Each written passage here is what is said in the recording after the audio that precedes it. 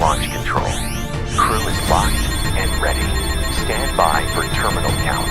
T-minus 10, 9, 8, 7, 6, 5, 4, 3, 2, 1. Ignition confirmed. We are go for launch. We have liftoff. Taking creativity to the cosmos.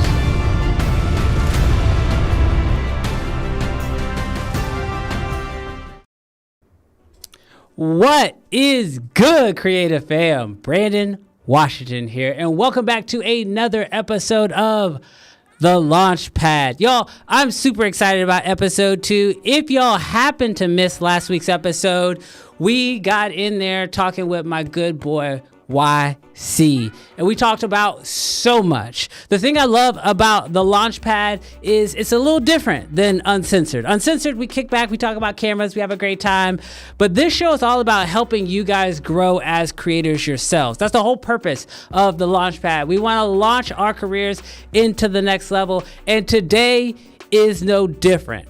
Now, this show here, if you missed last week, you may not be familiar with the way the show works out. So here's how it works. First off, this show is broken up into 2 parts. We do part 1 right now, live, right here on the Creative Fam live channel. And then about halfway through the show, we blast off over to Ecamm's channel to finish up the show. Now, last week, full transparency, anytime you try to do something new, you're going to run into some type of technical glitch. You're going to try, something going to go wrong. And last week, apparently, the rocket ship didn't blast off, but enough of y'all amazing people were able to find your way over to Ecamm's channel to finish watching the rest of the show. I think I fixed it this week, but there's only one way to find out, and that's to stick around to the end of the show. We're going to try to blast off over to the other show, and God willing, everything works out. But I'm super excited to be hanging out with you guys. I see some amazing people in the chat already. Today's show is going to be amazing, and that's because of our amazing guests. I brought in somebody who, I'm gonna just give y'all a little bit of the backstory here. So I'm on Instagram, I'm scrolling, I come across this guy, and he's posting like amazing content when it comes to how to grow on social media. I said, oh, this dude's dope. I hit that follow button, and then I continued to consume this guy's content for probably about a good 30 days. And then lo and behold, in the background of one of his shots, I see HCC. I say, hold up, wait a minute. This man's in Houston? Isn't it crazy how the internet can make people feel so far away, but really they could be so close? And so that's exactly what we're doing tonight. I'm bringing Jaden Young close to the Creative Fam and to the Ecamm Fam, because the game that he is giving out over on Instagram, I said, I need more than just a 30-second snippet. I need 2 full hours of value. And that's what I'm gonna bring to y'all tonight. We're gonna be getting into the nitty gritty. This ain't no guru stuff, all right? Because this man don't like gurus, I'll tell you that much. You can learn that from his content. This man don't like gurus. What he loves is real value that works for real people that are trying to make a real difference in their life. And that's exactly what we're gonna do today. So without further ado, I am excited to bring in our amazing guest, Mr. Jaden Young. What it do, bro? What's going on, man? How you living? Bro, I'm feeling good. I'm feeling hype right now. How you feeling? Man, I'm blessed. I'm hyped too. Thank you so much for having me. I'm ready to kick it and roll it and knock it out the park. Well, hey, real quick, chat, y'all got to get this man W's because his setup is looking mad clean. I'm gonna have to show him your wide, because I don't know if everybody can really see just how dope that setup is looking. Ooh, nice and clean. It's grained within me to have a good setup. I can't not. My bad. Say that one more time. I said it's grained within me to have a good setup. I can't not have a good setup. Like I won't be able to function. Hey, well, bro, as somebody who spends way too much time like tweaking his setup, you're making me jealous. You got me thinking now I might want to hit some dual color action. I didn't even think I wanted that, but now after watching you, I'm like, yeah, I might need to hit some dual color action. Come on with it. Well, hey, you already getting love in the chat. Thank you to everybody who's showing love right now. We are super excited to learn a lot about the content and about the stuff that you post over on Instagram. But before we do, I know your background is in the realm of actually being a filmmaker, somebody who shoots, somebody who works with cameras, understands lighting, and that's very clear from your content. But I would love to know, where do you see yourself? This is something that I've been doing with every person that I bring on. Do you consider yourself a filmmaker, an educator, a content creator? How would you define what you do? That's actually, I've never been asked that question. I would consider myself a digital educator. A digital educator.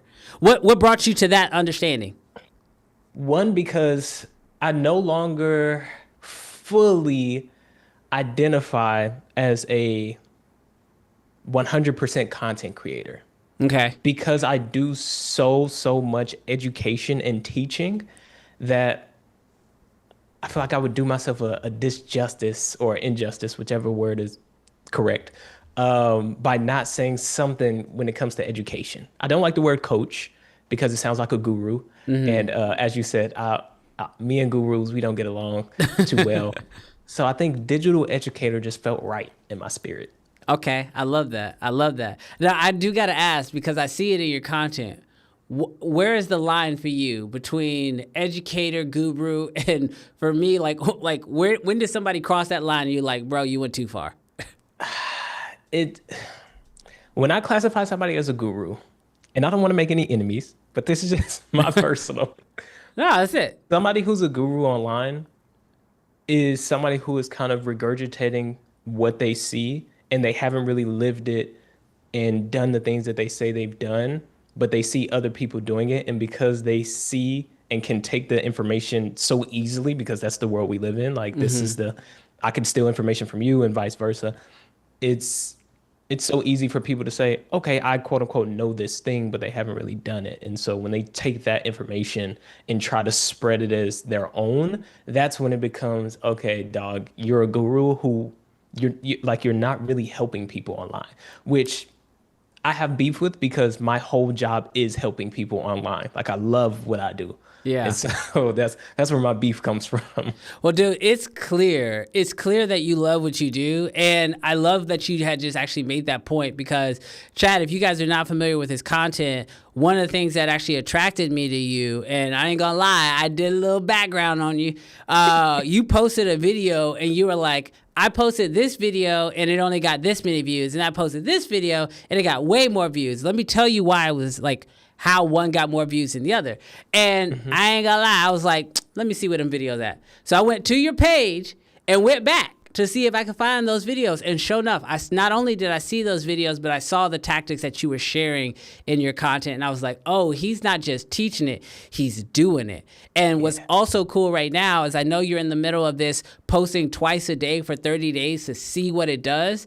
I know there's a lot of, we can call them gurus, who say, just be more consistent. But like, that could be a challenge. That could be tough. But seeing that you're actually in the middle of it, you're living it out. So not only can you let us know if it's actually worth it, but you can also speak to the pain of trying to post twice a day, because I think for anybody, that's kind of ridiculous. It's so cool that you're actually acting out what you're teaching. So that's why I really wanted to have you on today, because you're somebody that I look up to. You're somebody that I personally want to learn from. And I think that our audiences could absolutely grow and just become better creators themselves, just from the information and the wisdom that you have. Thanks for that, man. This 60-day thing was, I'll be honest with you, it wasn't planned at all. It kind of all just happened in the same day. So I posted a video about me doing this challenge. So not only I can hold myself accountable, but I have other people like online that are like, yo, where these videos at? Where these carousels, these posts are? Because I don't just like to just say I'm gonna do things and then I end up falling off or something like that. But I had a call inside of my community, and so many people were like, Jaden, let's talk about this quality versus quantity debate. And I'll tell you which side I'm on. I'm kind of dead in the middle of it, because from my background in starting in photography, starting in videography, and in literally having to produce quality work, from that background, quality is almost ingrained in everything that I do. But also seeing the route that this AI stuff, because, boy, I'll tell you, AI getting pretty scary. The barrier for quality is almost low now. Yeah. Like anybody, any 12-year-old, any 50-year-old with the right AI software can create something of quality. So where I foresee social media heading as we speak is who can create content that obviously has some sort of quality consistency within it, but over and over and over and over and over again, multiple times a day. Like that's the capability of it. And so I say, you know what? Before I tell anybody anything, I'm gonna practice what I preach. And so I said, let me do this challenge. I recorded the video. I edited that video myself. And I was like, let me post this and we just gonna rock out and see how it goes. But yeah, that's kind of the background of my 60-day sprint. We are 2 days in so far, and within 48 hours, I can assure you it is working. Wow. Okay. Well, we're Yeah. going to get into how we can actually go about creating that content. But you said something interesting. You said AI is getting kind of crazy, which is funny because our first segment is all about AI. And this is a segment we like to call What's Been AI?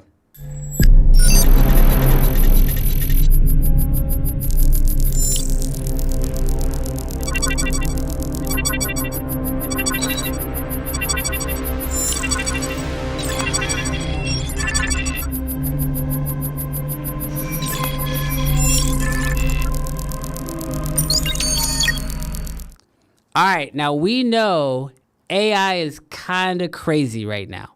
It's almost can be too much. But Yeah, it's scary. but I gotta ask because I mean, at least this is something that I know I deal with as a filmmaker. There's always that line of where do you draw the line and how much AI you use in your creative process. I gotta know for you. Where do you draw the line? Are you fully embracing AI? Are you anti-creative AI? For you, where do you find yourself dabbling in the world of AI, or have you just fully jumped all in? I'd love to know. I'm definitely pro AI. And the reason being is because as human beings, we have other things to do sometimes. And so within the creative process, it's like, yo, I have this tool, because AI is technically a tool, even though it's getting pretty scary. I have a running joke with my mom where I'm like, listen, I have to train you on this AI stuff or else you are going to get scammed in the next 5 years. So Five please minutes. listen. What we talking about? Man, 5 years. honestly. 5 minutes. Really.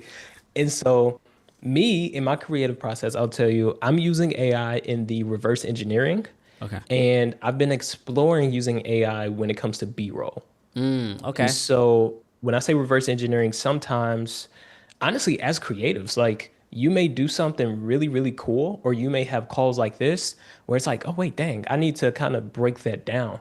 And so rather than spending 4 hours of your nice, sweet human time, reverse engineering something or figuring out how something really worked. For example, I could have a video that gets 1 million views tomorrow, and I'm like, wait, I kind of know what made it pop, but like what really made it pop? Was it pieces in my script? Was it this? Was it that? And so I'm really good and quick to use AI to reverse engineer something. I think that I've actually Yeah. never heard anybody talk about that because I think we always think about how AI helps us keep moving forward or make the next thing. But so many times, like I think about this is actually one of my weaknesses is I'm always moving so fast and I'm always working on the next video, the next project, the next this, the next that.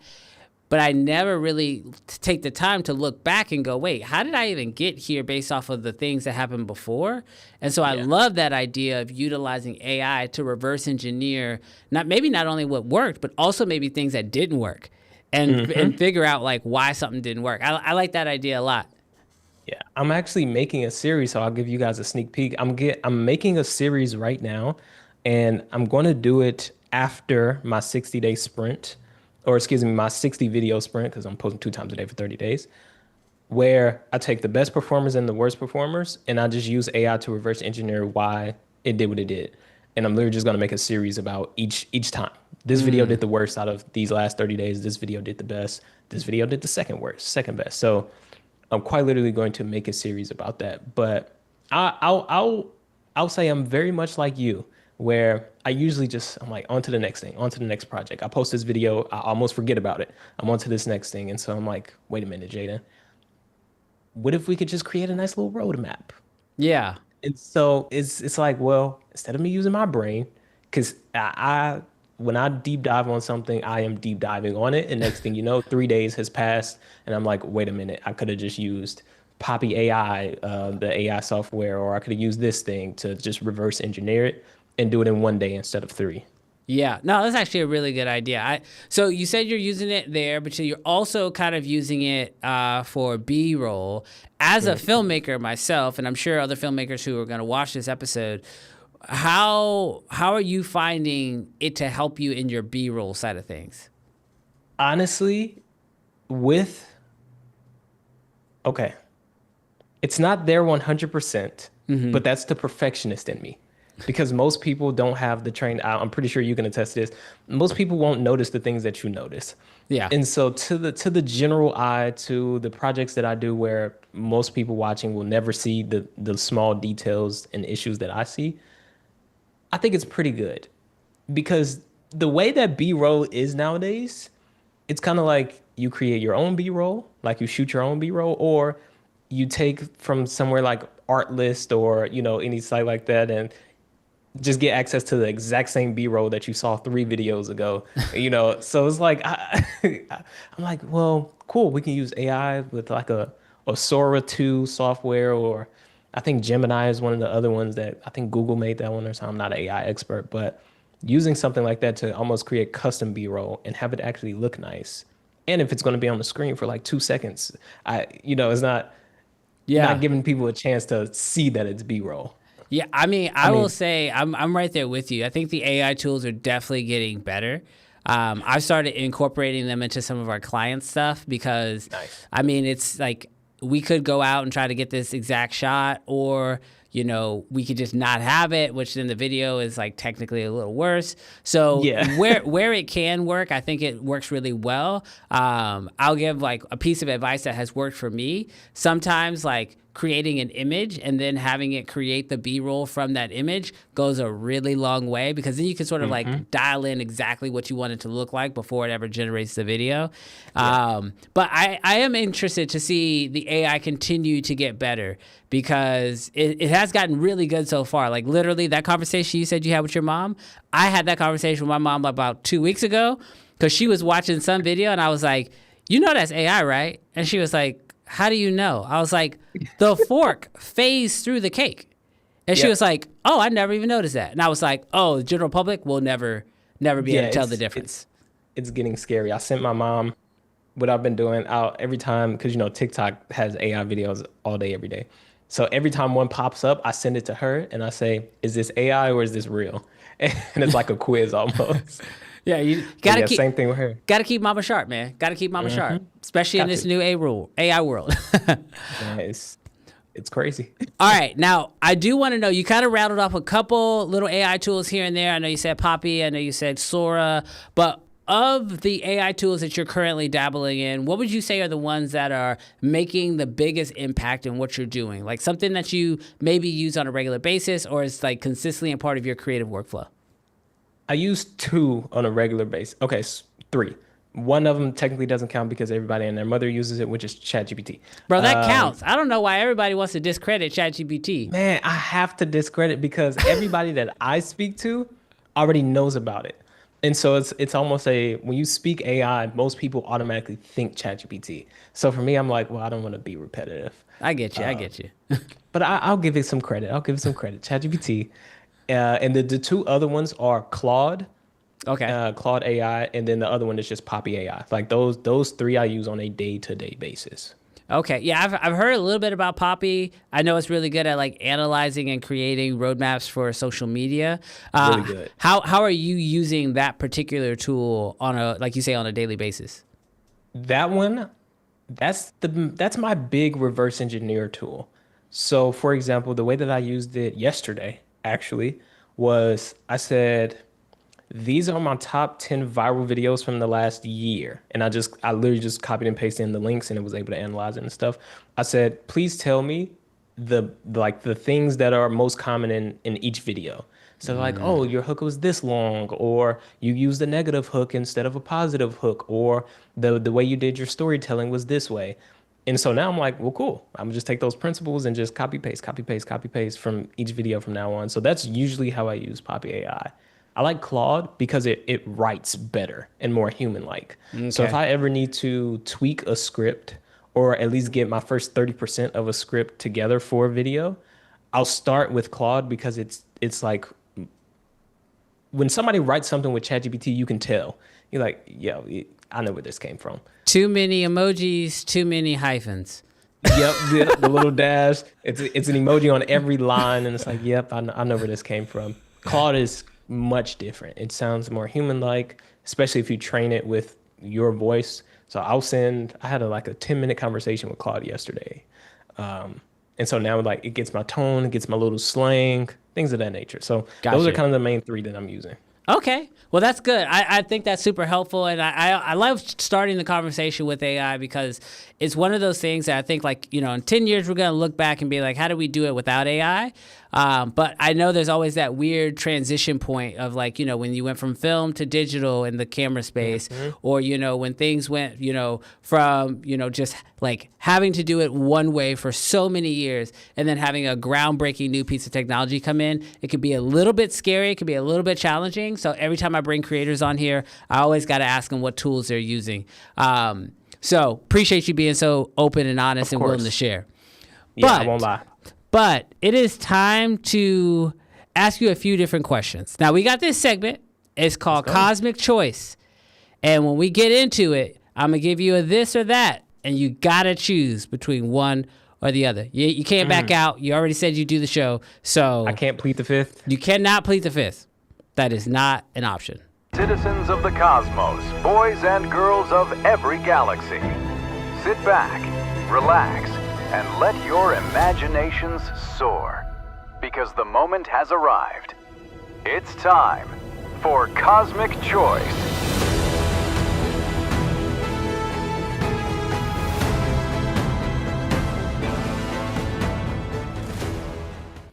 All right, for Cosmic Choice, the way that this whole thing works is I'm going to ask you a this or that, and then you got to explain to me why you made that decision. Now, these were put together because I thought they'd be helpful for you, and I think you'd be able to provide quite a bit of value to the audience based off your decisions. Are you ready? All righty, let's go. All right, so the first one is, would you rather go viral once and never again, or grow steadily forever but never have a viral post? Okay, wait. I have a question before I choose. Okay. What is considered viral? What is your definition of viral? That's such a good question.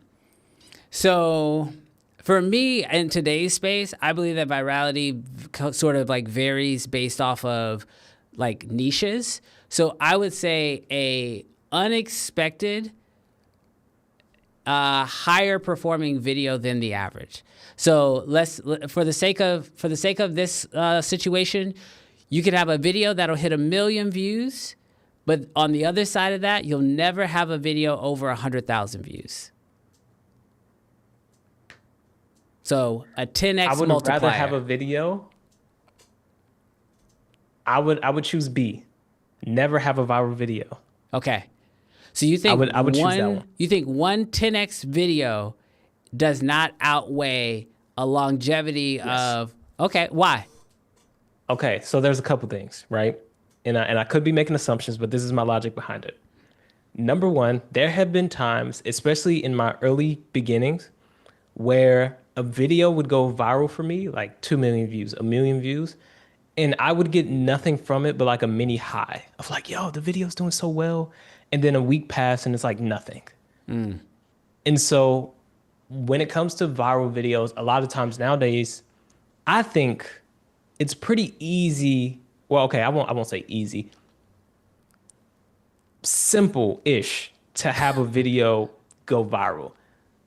But then a lot of times on the back end of it, nothing really comes from it. So if, by you said, I never have a video reach over 100,000 views, I can deal with that. Because if my videos are consistently getting 10,000, 20,000, 8,000 views, I can grow an audience still like a decent speed from that. Yeah. Like that's what I did. My videos, I started off because I was in the videography space and I kind of already knew storytelling, my videos already started at like, okay, cool, I'm at 2,000 views, 5,000 views. And so it kind of just kept there. Then I had my outlier. But the issue with my outlier video, which was my first one was around, it's sitting now at like 2 million views ish. The issue with that was I didn't have enough content before that to sustain that. And so some people, they want to go viral so fast. It's like, yo, if you've only been posting for a week and you go viral, now people are going to want more of those viral videos. So what they're going to do, they're going to swipe over, they're going to go to your profile, and they're going to see what else have you posted.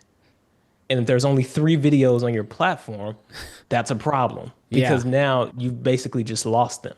Yeah. And so I would much rather have a compounding effect over time than just, go viral once. No, I 100% agree with that. My channel has never really gone viral except maybe once on my main YouTube channel. And ironically, it was on a video that I did not care to go viral. And it actually kind of brought in the wrong audience to my channel. And I realized right then and there, like, I would rather just make sure the right people are finding me for the right reasons versus just having a video go viral, especially if you're not like, for sure, this is the one you want to go viral, you know? It most of the time, unless you just have a Kai Cenat-esque, personal brand or something along those lines, most of the time to go viral, you have to do something outside of what you want your brand to really be. Whether you have to talk about a slightly different topic or whether you have to go wider to a wider audience or do something in your videos that doesn't really fit what you want to do consistently in order to go viral. Use this song, maybe follow this trend. And then when you get in all these random folk and you're like, yo, where y'all come from? Y'all not really the people I want to reach. And it's like, well, I wonder why. Yeah, no, that's actually a big one. All right, I got a few more. We'll rip through these a little bit faster. So would you rather have 1 million followers that you can monetize through ads and brand deals, but they never buy anything? Or would you rather have 10,000 followers, which means you'll never get any brand deals and AdSense dollars are not really going to help you, but this is a audience that will actually buy your products? 10,000 followers. 10,000 followers. Yep. And the reason why is because I work with somebody right now who has, no joke, Brandon, I promise you, I don't get on people's platforms and lie. I have a person that I work with right now, 8,000 followers, can't monetize a thing, but a really good product, and we just set everything up nicely in the back end. She's doing $80,000 per month off of digital products with an audience of 8,000 people. Wow. Hey, if you're in the chat right now, you think you got to have a big audience, we're here to tell you, you don't. You don't. You don't. All right, next one. Would you rather lose your entire feed or your audience insight? When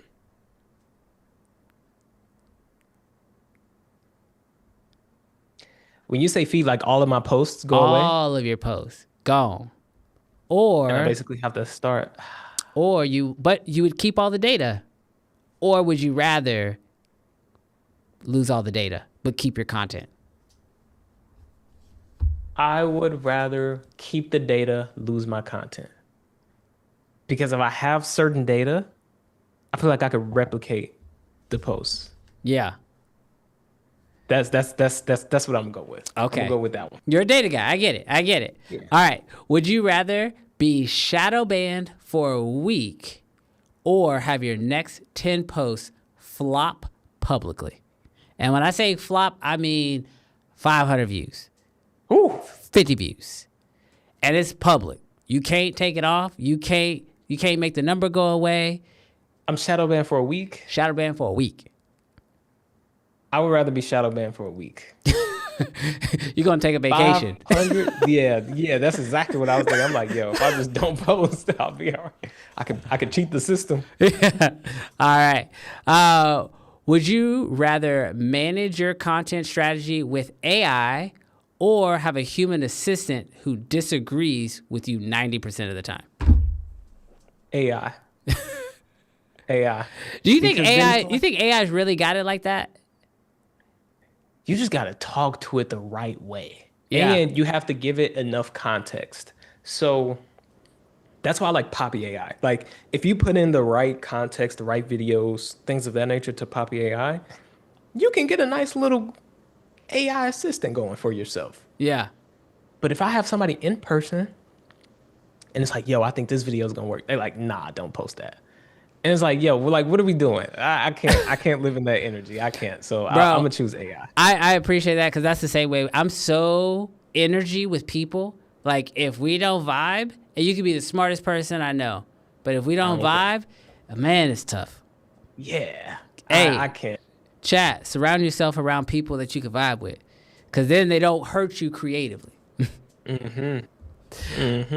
Now, somebody said your flop is a high number for me. They're saying 500 is not a flop. That's what the chat's saying right now. Nah, 500 is a flop. Well, I for have to you, tell you. the 500 Okay. is a flop.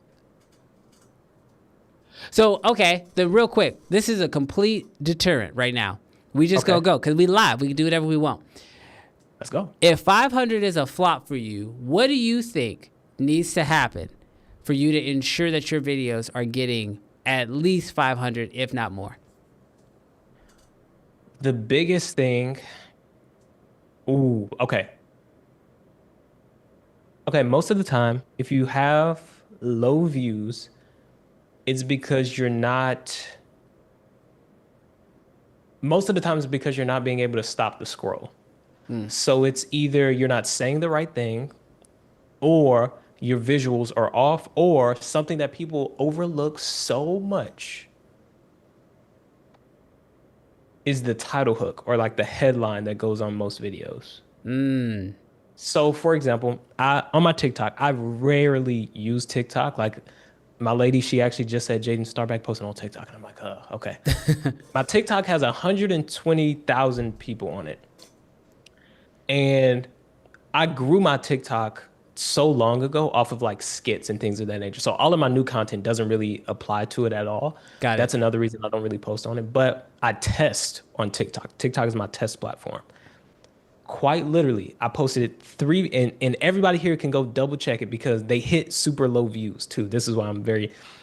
So I posted the same video 3 times back to back to back, like within the same 2-minute span. Okay. The only thing I changed about the video was the headline. And so quite literally, let me actually, I want to give you guys very accurate numbers. The first time I posted it did 505 views. The second time I posted it did 1,277 views. And the third time I posted did 468 views. Okay. Exact same video. The only thing that changed was the headline.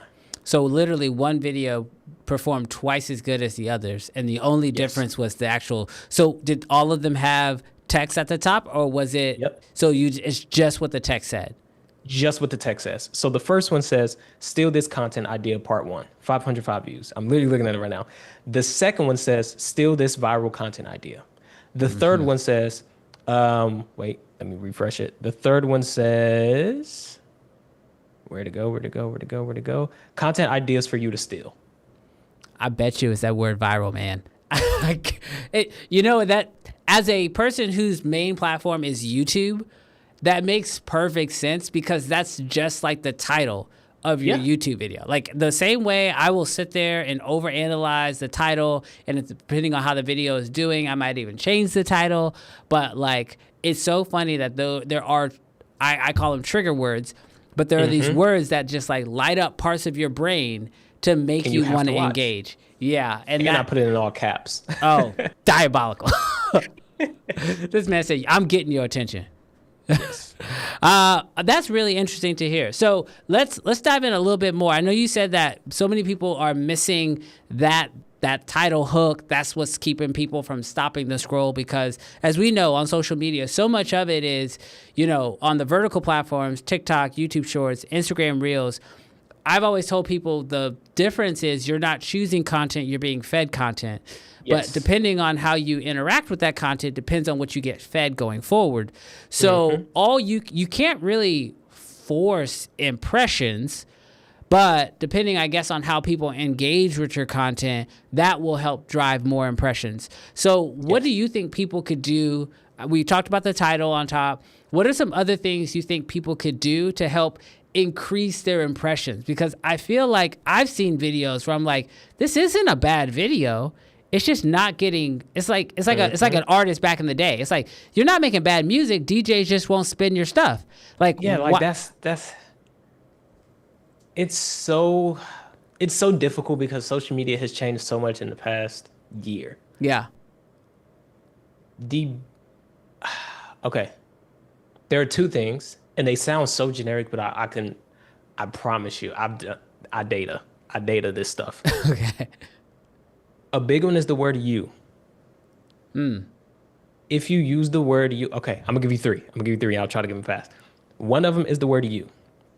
If you use the word you in the first like 3 to 5 seconds, the data shows that it's like you're way more likely to get somebody in and like have them watch past, rather than them just seeing your stuff and scrolling, like you're able to actually captivate them because now internally, subconsciously, they feel like you're talking to them because you just used the word you.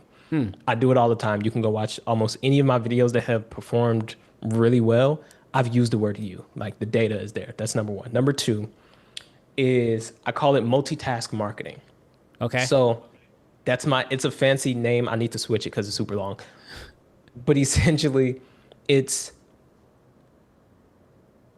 going to have, okay, for most people, you're going to have like you talking and the visual aspect, right? Like a camera or something. If you can have something on the screen that they can pay attention to while they listen to you, you're more likely to get them. For example, when people do get ready with me's, they perform well almost every single time. Why? Because people are watching you get ready. They don't really care about what you're saying. They are watching you put on clothes. They want to see what you're wearing. They want to see how you get ready. It's a human thing, right? Most people, they do get ready with me's, they have the nice little voiceover. I hate to tell you, most people don't care about the voiceover. Like the what you're saying most of the time is the boring piece. And so we need to entertain. But instead of entertaining like Mr. Beast, why don't we just have something on the screen that they can pay attention to most of the time? So for example, I'll say this little Vaseline thing is like a mic. When people hold the mics, like the DJI mics or the Rode mics, that's a form of multitask marketing. You're multitasking. People are really looking at the mic unintentionally, really. And so then they kind of, you kind of got them for like 5 seconds. Now they kind of tune into what you're saying. And so that's something that I see work really well. And then lastly, if you can, I don't want to say negative, but negativity wins on social media, period. Okay. So, and I'm speaking a lot to like talking head videos, for example, or voiceovers or, things of that nature. Rather than saying, do these 3 workouts and this is also a piece of storytelling, but rather than saying, hey, do these 3 workouts to lose 10 pounds. There are 2 other ways you can say that involve storytelling and a little bit of negativity. One of them is very bold, actually, where you say, you'll be fat forever unless you do these 3 workouts.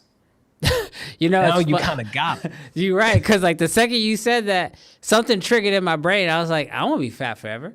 Like Exactly. That's so good. And the other way is storytelling, where you kind of relate to people. So let's say we keep going with the weight loss example. We can say, I ended up gaining an extra 20 pounds and had to find these workouts so you don't have to, right, to lose 10 pounds. So it's like now it's like, oh, snap, I kind of gained 20 pounds in the last year or so. What workouts did you find that helped you?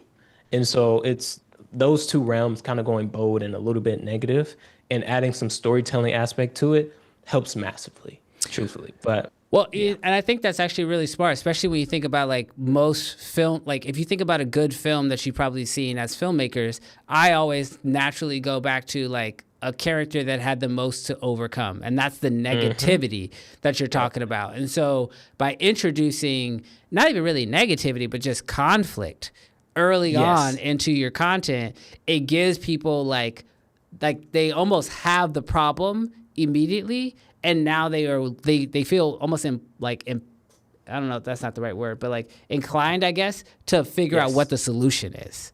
It's the open loop concept. It's Yeah. like you want to introduce a problem, then you want to solve that problem, but as soon as you solve that, you want to introduce another one.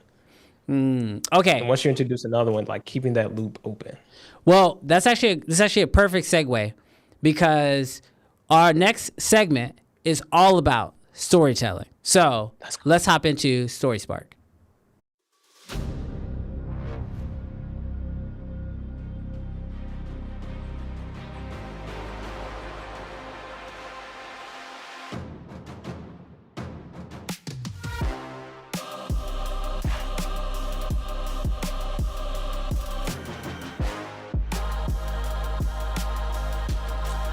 All right.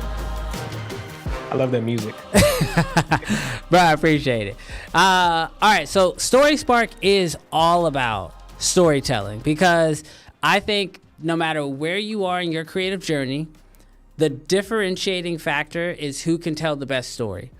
I don't care what you're doing. If you're selling a product, if you're trying to raise money for your business, or if you're just trying to keep people's attention, the ability to take somebody on a journey that they weren't already going on is something that is inherently a human trait that we all are aspiring for. So that's one of the things I actually like about your Instagram content. Yes, it's educational, but it tells a story. Sometimes it's about your journey. Sometimes it's about a past failure and how you learned from that. And then you share that information with others. So I got to ask you, when it comes to storytelling, what is it for you that are like the key pillars that you feel, even if it's educational or if it's entertainment, that have to be there for a good story? My key pillar. Okay, so my first one is the but so, or some people call it like the but therefore principle, which is like somebody like me, where I make a lot of quote unquote educational content. It is very easy, very, very, very easy for me to just ramble. Go, go, go. Hey, step 1, step 2, step 3, step 4, step 5, step 6, step whatever, and then all of it, then I get to 10. But what happens is a lot of people, they don't want to hear a ramble. Or if you give it all to them up front, they have no reason to stick around to the end. So what I do is, I actually just did it. I don't know if you realize that, but what I do is I introduce the but so, or like the but therefore, which is where you tell a little bit and then you interrupt that little bit by saying but. And so like people hearing that trigger word but means that there's something else to it. And so they keep listening and they keep listening. And then you don't want to hold them for too long. So you kind of end that with a so. And so now it's like, okay, cool, here's a conclusion. But then you can open up another one by saying but. And so I quite literally did it as I was describing the thing. No, that's so freaking meta. Because like after you start explaining it, I'm like, oh, he getting me right now. He's doing it to me right now, but I'm still locked in. I can't. That's so smart. So just those two words, but or then or so, you sort of almost like break up what you're saying in a manner that makes it, I guess, easier to keep people's attention. Yes. And as a data guy, what are some of the things that you've noticed on the back end? Is it just like longer retention? Do you think you have like much longer retention? Oh, okay. But when I say I like to look at the retention graphs because I'm like, yo, why did this video flop? I thought this was gonna do real good. I promise you, the retention will last so much longer because it's like mini hooks. Because you got the hook at the beginning of the video, but then it's like, oh, it's another mini hook. It's a mini hook. It's a mini hook.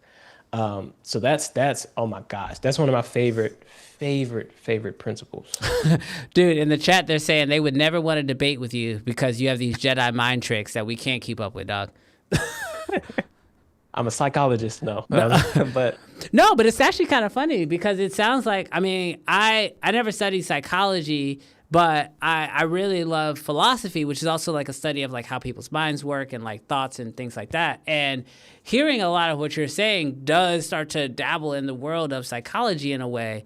And it's interesting because I know, like, at least back in the day, and I'll just be transparent here, when I would think about people considering their content in that manner, I would always be like, that's a little manipulative, isn't it? But what I've learned is that it's not, because the truth is that what you're doing is you're just allowing people to be able to keep getting the information Yes. And you're actually serving it to them the way that's easiest for them to understand and to retain the information. Because otherwise, then, how many times have we watched videos on TikTok or on, YouTube or whatever, and after you watch an hour of content, you're like, what did I just watch? Like you can't even remember everything that you just took in. But I think the way that you're teaching it is so helpful.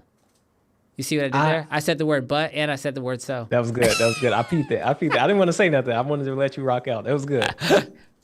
I will say this.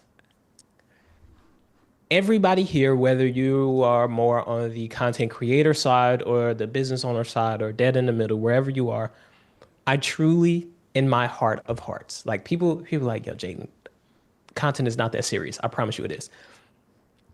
I think we all, if you have something really good to share, whether it's on the informational side, whether you're just providing value, because value is outside of just information. Value can be companionship. That's why streamers work so well. People like companionship. And so it could be so many different things, right? I think that we all have an obligation to make good content if you have something really good to share.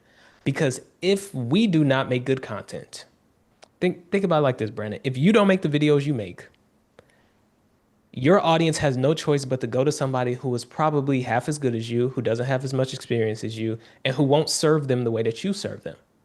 And that's all if you don't make the videos. And so for me, I'm like, I look at psychology, philosophy. When I create content, I'm like, yo, I almost have an obligation to get this stuff right. Yeah. And so that's the way I really look at it. And that's why I love what I do, because I freaking love this stuff. But yes, it's very much so obligation. And also when it comes to that, it's a part of storytelling is showing that obligation. Like people watch my stuff, they can see that I really love what I do. People know through the screen whether you are a fraud, whether you're just making content because you think there's money attached to it, or whether you really love what you're talking about. People can feel that.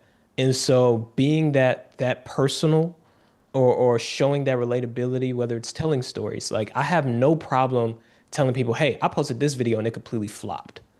Most people in my space who are content gurus or content coaches, they would rarely show a video that didn't perform the way they thought it was going to perform, because they think that shows them being the opposite of an expert. When it's like, no, like the people want to see that you are a human. Humans mess up in so many different ways. So for me, I say, yo, I thought this thing was going to perform well. It didn't, but this is what I'm doing to make sure that doesn't happen again, or this is why. And so now people can put their guard down and trust me more, which we're in the trust recession.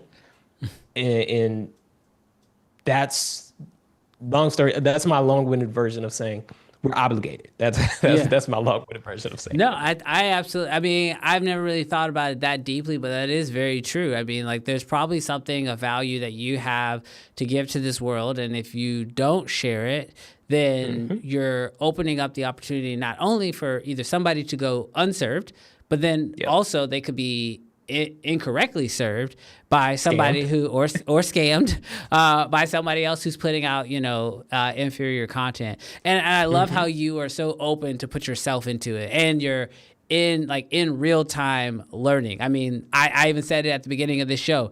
Last week we tried something, it did not work. It didn't work. But this week we're back again, and we're gonna try it again, and hopefully this week it does actually work. Now, real quick, because we are getting close to time to blast off from here over to Ecamm's channel. But before we take off and we head over to Ecamm's channel, because when we get to Ecamm, I want to dig in deep on growth, because I think that there is I mean, as somebody who has grown up loving YouTube and has been on YouTube for many years, if you can figure out how to catch the wave on Instagram, it can take you so far. So far. And so it will change your life. Absolutely. I mean, I've seen it. I've seen people's lives completely change just making Instagram Reels. And as somebody who spent years making YouTube videos, I'm a tad bit jealous. But We're not here for my own inferiority complex, okay? We are here to grow, and so we're all going to grow together when we hop over to Ecamm's channel and learn how to grow on Instagram. But before we go and do that, I do got to just like, if there was some type of value that you could leave, let's say we are on Earth right now, and we're about to take off, we're about to shotgun out into space. But before we leave Earth, what is one piece of value? What is one piece of advice? What would be something you would want to leave with the people if you were about to get into a rocket ship and take off, and you might not come back. You might be living on Mars forever. So this is your last word to the people of Earth when it comes to being a creator, a content creator, a filmmaker, whatever. It could go do whatever you want. But what is one thing you would want to share with everybody before we blast off? Okay. This one because it was the first one that came to my mind, and I have like 10 different ones. Okay, go for it. In the world of AI, because we spoke a lot about AI today, in the world of AI, this new age of everybody being able to use AI, imperfection is perfection. The more you can show your imperfection, or show, honestly, imperfection in regards to anything that you do, that is perfection nowadays. Ooh, I That's like what I'm that. leaving with people. I like that. That's actually perfect, especially in today's time. 'Cause, you know, you're leaving today. So you're like, hey, look, if I'm going to leave y'all behind and y'all deal with all this AI stuff, imperfection is perfection. I love that. Actually, that's actually one of the reasons why I love like live streaming, because you ain't got no choice. Like, You got no, like, there's no editing. There's no nothing. no, It's a wrap. You're out here on your own. People watching you make mistakes, and what's crazy is that you also get a chance to sort of document your mistakes in real time. And then it's funny, like you say, reverse engineer. Every so often, I do like to go back and watch a live stream and be like, oh man, I'm actually not doing half bad, because I made like 50 mistakes on that video, and this one only made like 10. So Only made 2. yeah, so we're moving in the right direction. Well, that is so amazing. Chat, I want to open up the floor real quick. I'm going to try to take maybe 2 or 3 quick questions on this side of the break, and then we're going to jump over to Ecamm's channel. So real quick, chat, if you got any questions, go ahead and throw them in. We'll try to keep them real brief, because we do have a ship to catch, and I don't want to miss it getting over to the other side. They said the fun is in the chaos. Not a question, but Luis, I love that. The fun is in the really chaos. good. I love that so much. They say Jaden is out of this world, bro. Are you dropping gems today? Let's go. You dropping gems today. I'm here for it. I mean, I'm not going in front with you. Like, I'm totally here. Yeah, here's Preston's comment. He say dropping gems, dog. Hey, thanks, Preston. Appreciate it. So I appreciate all of the stuff that you're giving us. I'll ask you one question before we blast off real quick. If you were to start over on Instagram today, what is the one niche outside of social media education? Because you haven't accomplished anything in that space. You haven't done anything in that space. What's a niche you think you'd want to jump into? Me personally? Yeah. I would love. Okay, okay. If I did not do social media education, my next niche would probably be something in regards to philosophy. Hey, you talking to me now. Like, I love that world. I actually made a video yesterday. I posted it last night because I'm posting 2 times a day. I posted it last night where I kind of showed my vision board. And this year, one of the big things on my vision board was speak on 5 panels / 5 stages / 5 platforms in general. And I did it and I accomplished it. And it means a lot to me because I want to be a household name speaker. Like, I want people, when they're doing masterminds, when they're doing events and they want somebody to speak on marketing or like the digital creation, I'm at least one of the top 3 people they think of. Like, I really desire that. And so a big piece in speaking is, or at least for me, is philosophy. Like, the best speakers are low-key philosophers. Yeah. Yeah. No, So that's where Jaden want to go. bro, that's so sick. Well, dude, thank you so much for rocking with us on this side of the show.